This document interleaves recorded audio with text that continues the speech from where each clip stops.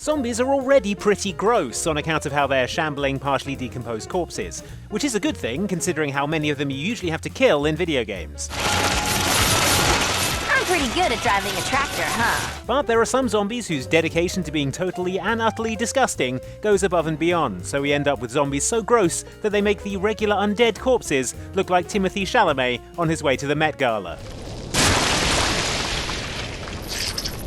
Here then are 7 of the grossest zombies we've encountered in video games. Enjoy and beware spoilers for your lunch. Sorry. I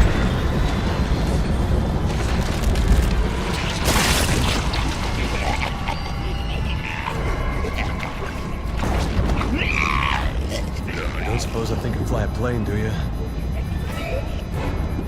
Trypophobia is a fear of clusters of small holes, bumps, or patterns, such as those seen in seed pods, or absolutely covering almost the entirety of the zombie, known as Lepotica in Resident Evil 6.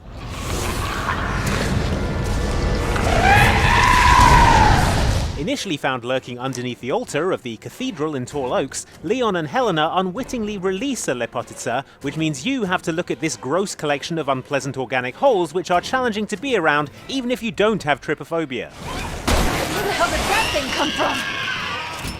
Look up, what's up?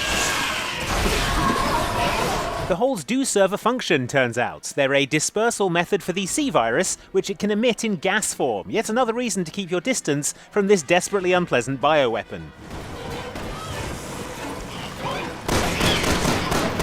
Leon being Leon, however, you're going to have to fight it whether you like it or not, which means not only looking at its gross holes, but also having to watch it run, which, I'll be honest with you, I could have done without.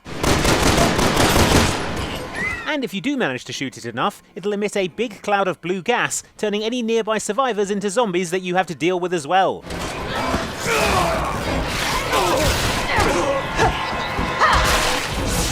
Eventually defeat it and you're rewarded with a cutscene in which it's revealed to have a gross long pointy tongue, and to make things worse, a bit where all its holes pulsate grossly. Rewarded is the wrong word, isn't it? Punished. There we go. We're on the way. Barricade the door.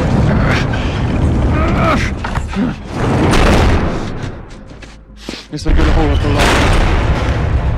That don't sound good.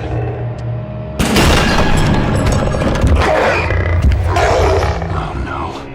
Look, the infected from the Last of Us series have been zombified by the cordyceps fungus, which has turned them all into kind of gross, drippy mushroom monsters. None of them are going to be winning any beauty contests anytime soon. As a result, it takes a lot to stand out amongst this gruesome gallery of ghouls, so a round of applause please for the Bloater, for still managing to make us come close to getting reacquainted with our lunch.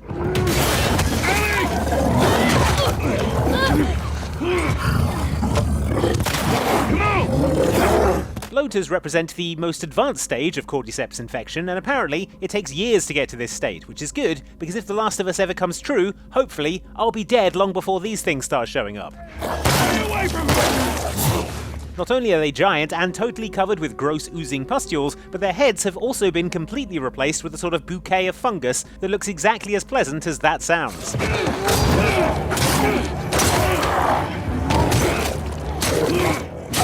Thanks to these overgrown fungal plates, bloaters can take an inhuman amount of punishment, and, unsurprisingly, blowing holes in them with high-powered weaponry doesn't make them look any better. The alternative, though, is having your jaw ripped off, so, you know, not much in it.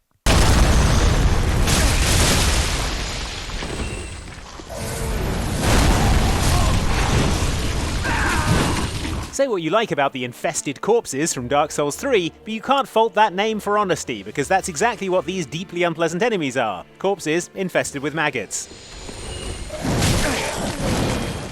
Lovely. While Dark Souls does have regular zombies in the form of the reanimated corpses you'll spend many a happy hour one-shotting in the game's graveyards, infested corpses are a much grosser variant, where a horde of maggots has burst forth from the chest cavity, forming a humanoid shape complete with head, arms, and torso. The effect is kind of like two people doing a wheelbarrow race, only much, much more unpleasant. Infested corpses can swing their maggot arms at you, causing damage, and also, if you get too close, just grab you in a big hug and start nomming on your head.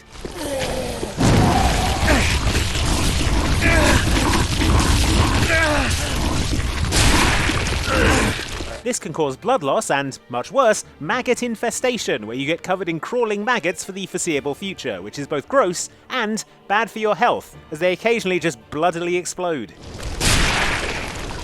No wonder everyone's throwing up.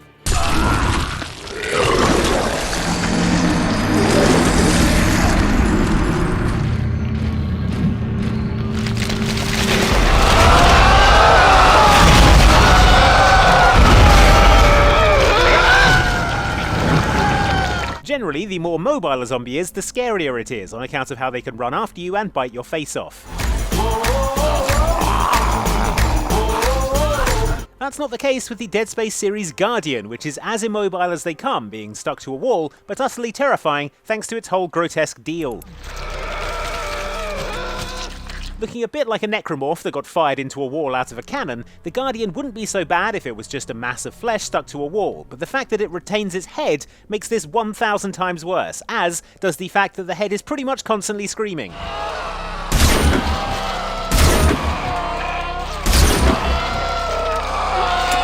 Rounding off this gruesome guy is the fact that in the centre of the fleshy mass is a kind of birthing pod that can fire out gross little enemies to attack you.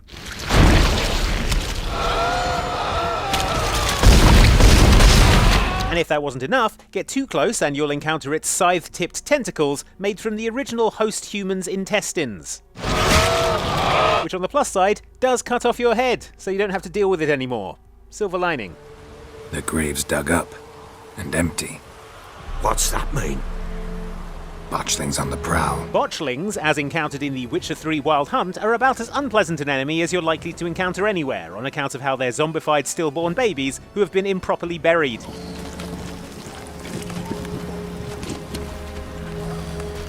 There is a non-violent way to deal with a botchling, but if you screw it up or take too long to make a decision, as is the case here, you'll have to fight it.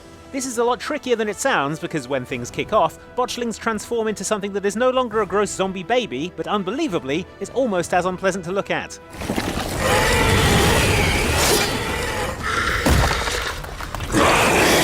Looking like a skinned chimpanzee with razor-sharp spines on its back, botchlings can also summon hungry ghosts to attack you, which, if I'm honest, doesn't make things easier. Botchlings scent a trend. But persevere and you will eventually defeat it, at which point, presumably, everyone will hail you as a hero. Bloody hell. You killed my child. You know I had to. You were supposed to lift the curse. Save it, damn you, not kill it. Or not. I kinda see his point, to be fair. I ain't going no further, but y'all can make it back to the bridge from here. Thanks, Virgil. You stay safe, brother. No chance. I'm gonna go look for more folks. The majority of zombies in Left 4 Dead 2 don't look so bad, like regular people who just need a shower, a bit of sunshine, and maybe a solid 8 hours sleep. Not so the special infected, who you would definitely notice if you bumped into them in the supermarket on account of them being a wizened little cackling homunculus like the jockey, or huge and terrifying like the tank. Get the damn tank!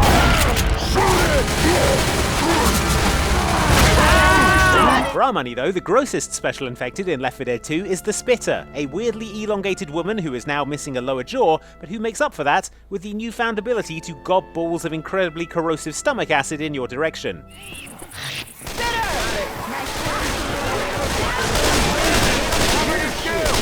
Don't worry about her running out though, the Spitter has acid to spare, as you'll notice from the constant stream of acid drooling out of her ruined mouth. Shit we got ourselves into. So yeah, feel free to enjoy that acid puddle for as long as you want. You're welcome. Reload here! I told you to stay out of here!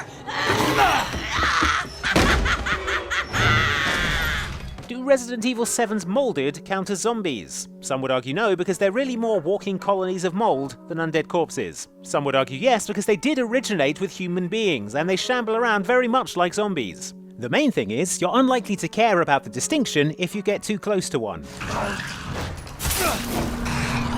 But while the regular common or garden molded are plenty gross, and that's even without being able to smell them, can you imagine, the Baker family, whose mold infection was personally overseen by the bioweapon known as Evelyn, ended up as much gnarlier monsters. If you ask me, the very worst of these was family matriarch Marguerite Baker. Come here, my pretties! Marguerite is mostly normal in her human form, if you discount her cooking, but later in the game she transforms into one of the more horrifying enemies ever encountered in a Resident Evil game, and that's really saying something. You're a son of a bitch! Oh, I can't believe it, you son of a bitch! He's not eating it! Marguerite debuts this new form by smashing through a window and grabbing you with her horrible elongated arms while shouting like an extra from an Evil Dead movie. Now with me, we're gonna settle this! She could also now scuttle around the walls like a big jittery spider, and even grosser, her lower abdomen is now an insect hive from which she can launch swarms of angry bugs. The worst thing about all of this is that if you want to defeat Marguerite, you're going to have to look at her, so you can aim guns in her direction. And believe me, nobody wants that.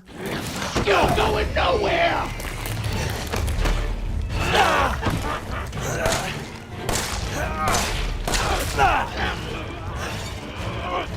Remember those mold guys? Just featureless black columns of mold.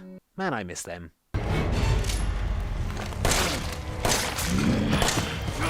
So those were 7 gross video game zombies that really didn't have to go that hard. Did we miss your favourite example of bioweapon body horror? Let us know in the comments, and remember to like this video and hit the bell icon to be notified whenever we upload. Thanks for watching.